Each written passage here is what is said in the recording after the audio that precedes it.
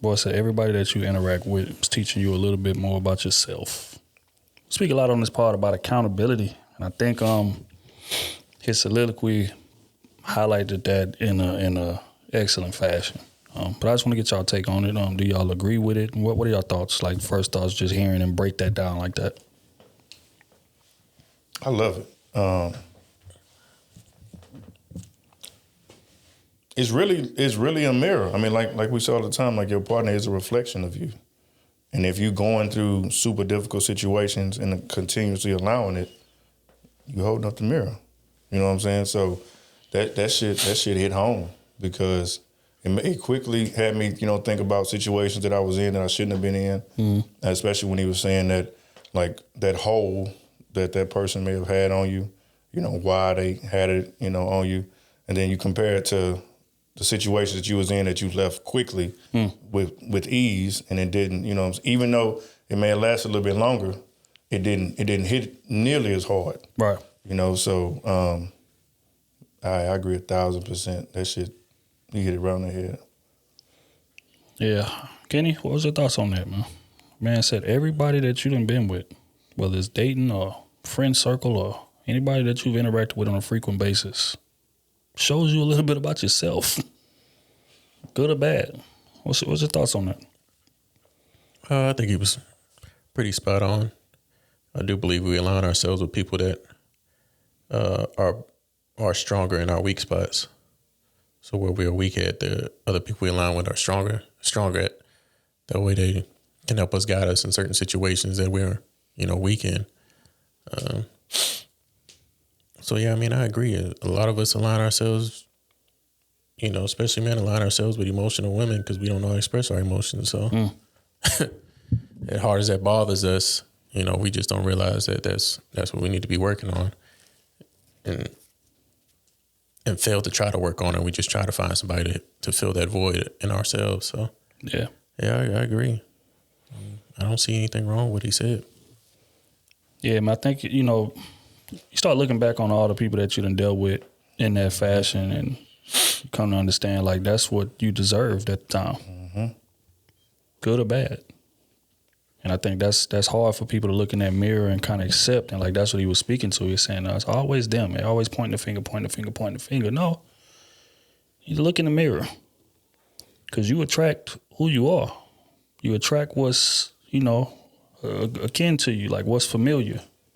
That's what you want to have around you. That's what you gravitate to. So if you're at a stage in your life to where you're just toxic, and we've all been there, you know what I'm saying? We just doing the wrong thing. We know we doing the wrong thing. We feel we doing the wrong thing, and we still do it anyway. But the type of people that you're dealing with during that time is typically the worst people for you. Those are typically your worst relationships. But, those times to where you kind of like knew who you were and you was confident in who you were and you was going about things the right way, being productive, exercising and eating right and going to work, working hard, being productive. Those people that you dealing with during that era tend to be the best people in your history. But yeah, so, what bro was saying was spot on. I do want to get y'all take on advice on a breakup though. Like what should be the first step? I'm talking about dude or the woman just got the call. Damn, it wasn't face to face. That's what I was gonna say. That's savage. But they or the text in this. Yeah, that text or call. But they just got the information. Their partner does not want to be with them no more. Now, of course, they crushed immediately, right? If y'all had to get some advice on how you rebound from that after a relationship ends like that in that drastic of a fashion, what would y'all tell them to do? Like, what advice would y'all give them? Talking after that and all took place. I'm talking about they just got the call. Okay, so we talking right there. Right.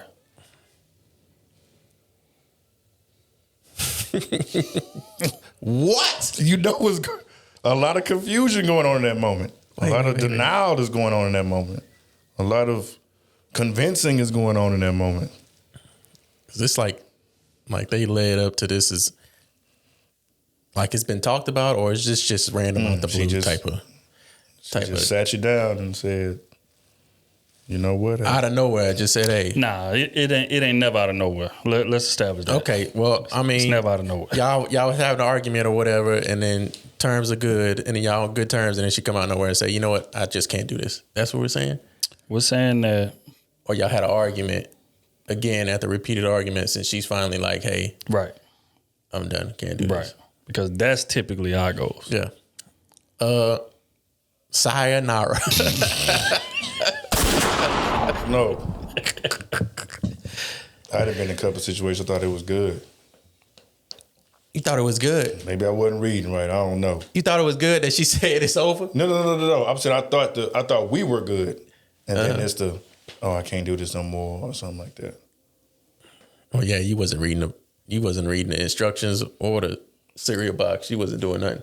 Probably. You wasn't even reading her. You was reading another woman at the time. I probably was. Oh my God, nigga agreed. I wasn't touched. Probably right. We know what you was doing. I missed the whole. That's crazy. Why are you playing? That's probably very true. Okay, Yeah, so now we got to dig. How do you miss that? My focus wasn't there. Clearly. Yeah. I'm trying to take care of home and have fun, do my thing at the same time, thinking I can have my cake and eat it too. You know? Who made the cake though? Doesn't matter who made it or who want to eat it. I'm gonna eat some of my cake. I know that's what I'm gonna do if I baked it. I eat as much as I want, when I want, how I want. Yeah, in that situation, I would say, if it's like y'all been arguing, and I think you could kind of gauge when shit is just going left. Like y'all been arguing and whatnot. It just especially somebody you've been dating for at least a year or whatnot, a year and a half. Y'all should probably be getting ready to get close to being engaged or whatnot. And if it ain't that close and y'all still arguing a lot, like y'all a married couple or something. Yeah, I think that's just something you be like, you know what? You come to terms with. Just be like, yeah, you know what? I agree. Mm-hmm. If you was already thinking that, it's easy though.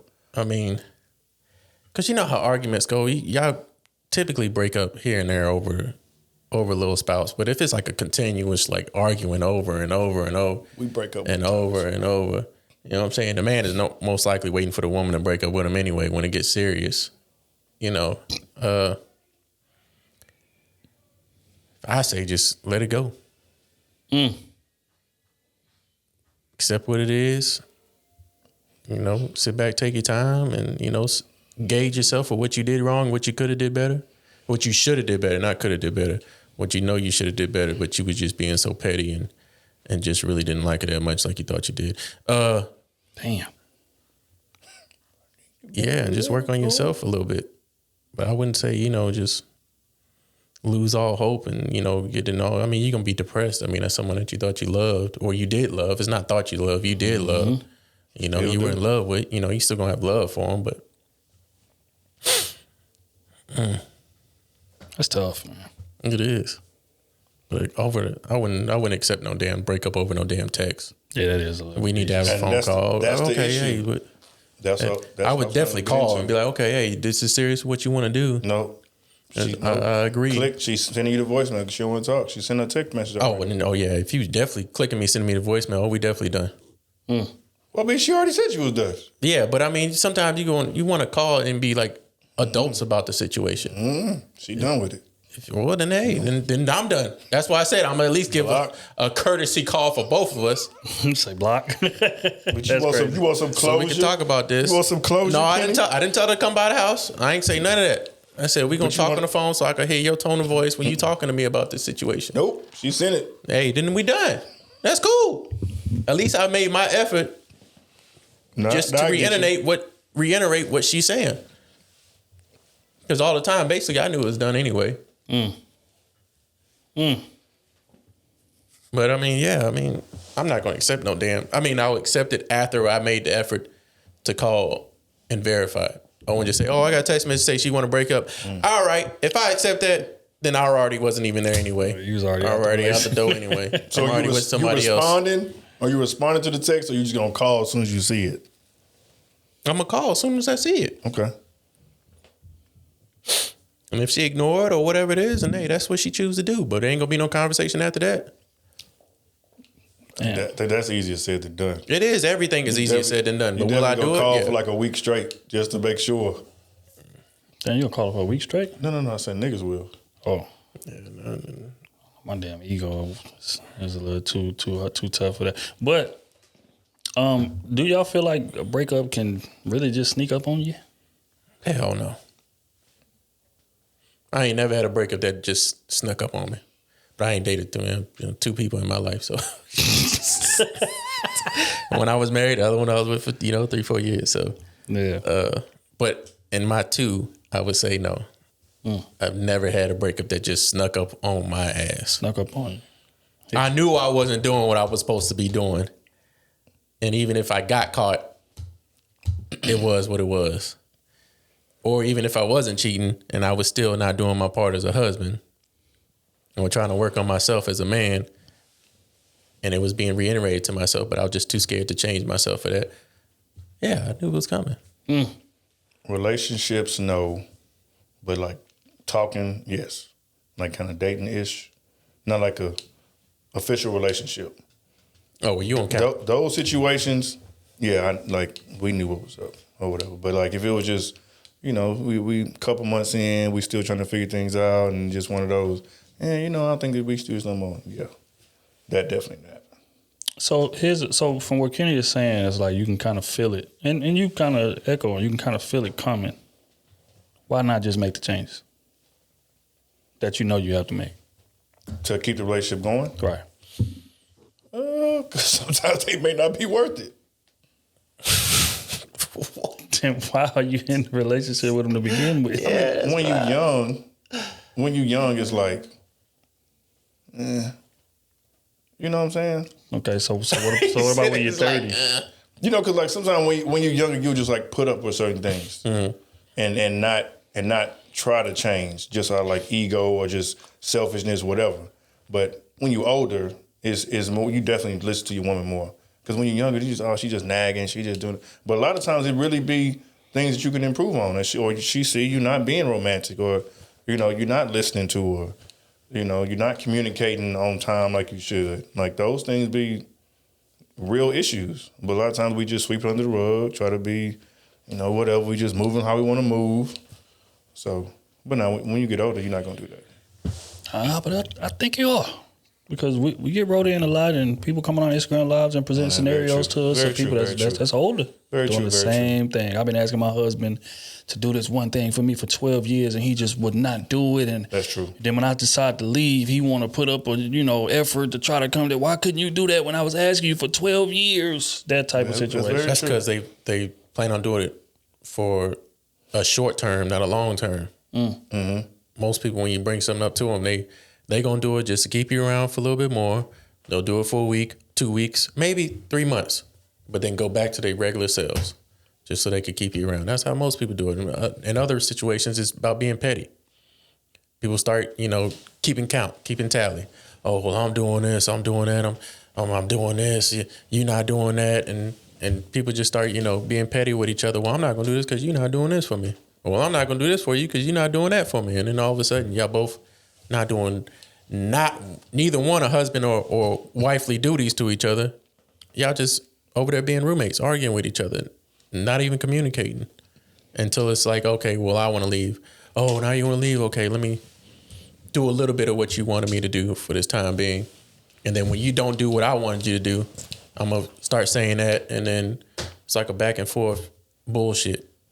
And that's what I'm saying. If you love that person, why not just get it done long term instead of the short term?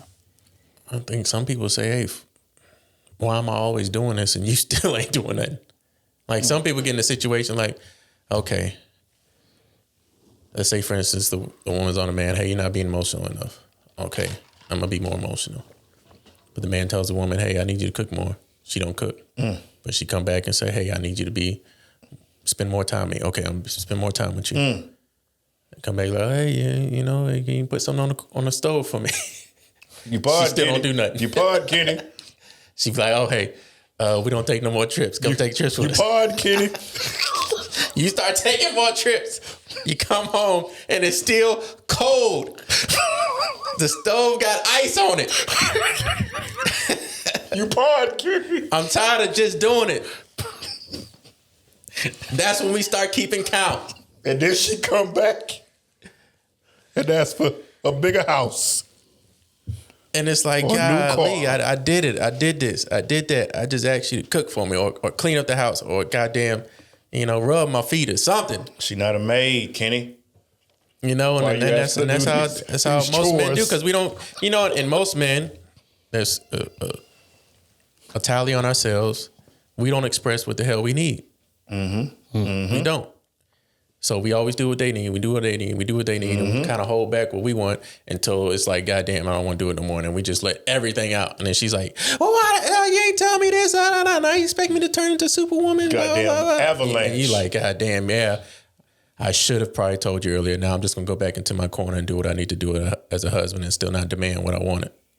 Because now you don't want to upset her more. Yeah, you don't want to see her cry. You know you were wrong because you didn't even express what the hell you needed. And she brought that up to you. How you want me to do this and you don't even talk to me about it.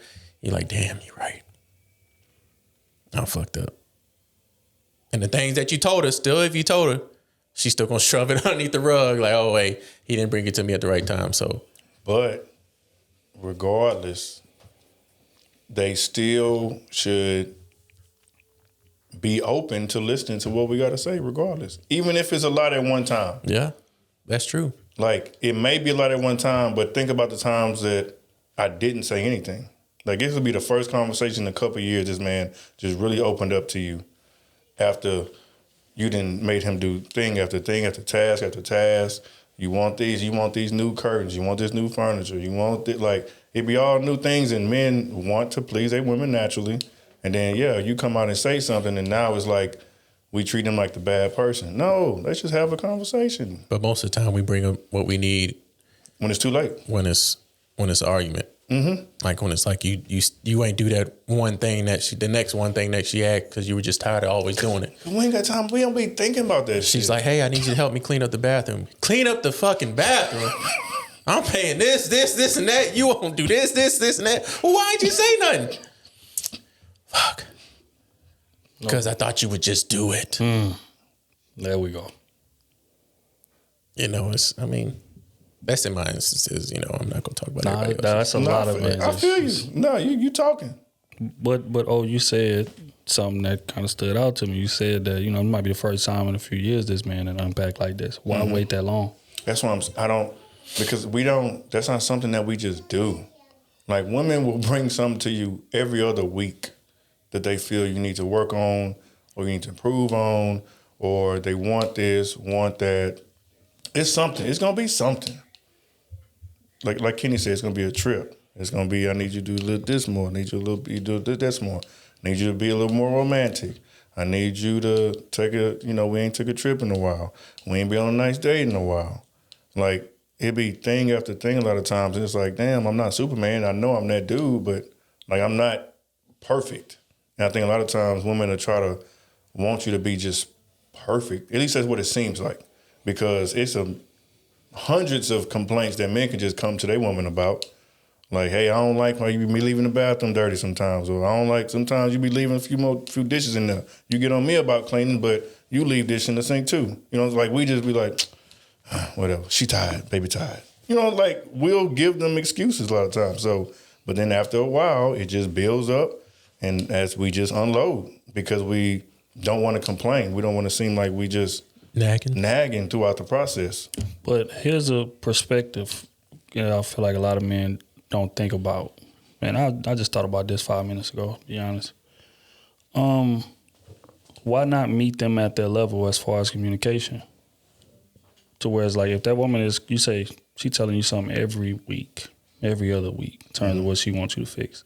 Have we ever thought about, well, maybe that's how she receives information as well? She would rather receive information as well and would process it more efficiently that way, more so than you just dumping it on her lap every 2 or 3 years and listen out to 10 things that she's not doing in the midst of an argument or in the midst of her telling you something that she wish you would do. Oh, yeah, Why not just be a bit more effective?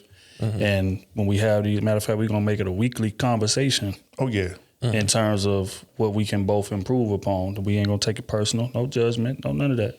But you give me your grievance, I'm going to hear you all the way out. I'm not going to interrupt. I'm not going to make excuses. I ain't going to do nothing. Mm-hmm. And then once you're done, and I say that I receive what you're saying, then I give you mine. We'll see what she's saying and repeat back Right. what she's saying to make sure you're on the same page. Right. And then I give you mine. Right. So again, if men's supposed to be leaders, we gotta create infrastructure that's gonna be able to get our voice heard as well as hers. Because you're right, men do go about it like, well, you know what? I ain't gonna bring it up. I can just clean it up on the back end without it even having to be a discussion. But I feel like that is our problem because every time we do that, a bit of resentment builds up. Every time. And it might be a little bit. It may not be much, but it's a little bit every time. And then it gets to a point to where it's like, oh, you couldn't know me about. Right. This Kenny said, cleaning the bathroom. Right. You didn't do this. Right. This. I done did this. Right. Plus we give them more leeway to keep on, asking for that. You know? Right. If you allow it one time, they say, well, you wasn't complaining about this a year ago. Why now? Well, it's because I wasn't doing this for you. Oh, now you just finding stuff to argue about. Be like, shit. But some stuff don't bother us in the moment. It do bother you. No, not like It just doesn't bother you like you think you should until you let it build up. Yeah, it doesn't bother you enough to address it. But I think women, it don't matter what it is, like they gonna come to, even if it's small, they want to have a discussion about it. We not gonna, like, how would you feel at work? Like, especially like at work, it's like, hey, I didn't. This is not work. This is a relationship. That's what I was thinking before you even brought that up. I was like, we can't compare household to work. As a matter of fact, we should be different with our woman than we handle different things outside. But men, that's true. We handle everything the same way. Yes, and that's part of the problem. Yeah, this ain't work. That's where you definitely feel at. Well, just communication. It's like I can't. You don't even communicate the same at work. Let a lot slide at work. Yeah. Boss come in with shit, you be like, you don't really feel like doing this. She came in with that extra assignment, even though you was promised to get off early. I know I promised, but I need you to stay extra. You gon' all right. But we do the same thing in the house. So our girl, just like Kenny said, I came home from work, ain't nothing on the stove. All right, let me get on DoorDash. Slamming shit. All right, you want to go out to eat? Instead of pulling up to like, look, baby, we discussed this. Why ain't nothing on the stove for me to eat? But men don't do that. We gonna wait until that argument filled up. Well, your ass don't cook, you don't clean. I put a block of ice on the stove. And it's still frozen. It actually grew.